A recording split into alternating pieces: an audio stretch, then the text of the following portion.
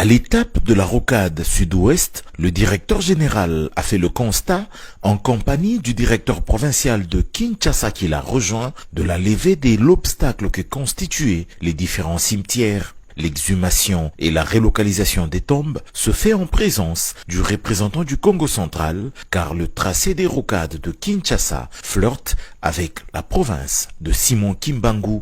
Quant aux travaux, une bonne zone est déjà revêtue de la couche de base, bordée par des caniveaux dont certains sont en cours de finition. C'est le cas notamment des abords de la cité Millennium, passant par la base de Crec 8, évoluant en direction de Ngoudiabaka, frontière entre Kinshasa et le Congo central. Nico Nzaounzaou, directeur général de l'Agence congolaise des grands travaux, fait ici un état des lieux des changements remarqués 2 mois après le passage des ministres des ITP, Urbanisme et Habitat, ainsi qu'Aménagement du territoire.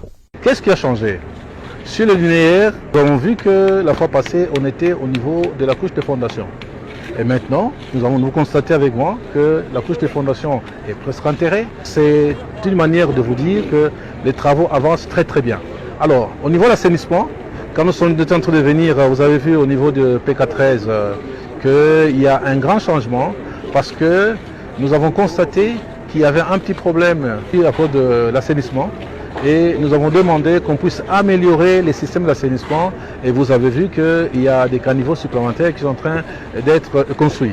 Alors juste à ma droite, vous avez vu comment nous sommes en train de prendre en charge, n'est-ce pas, la protection des talus. Parce que c'est un grand danger.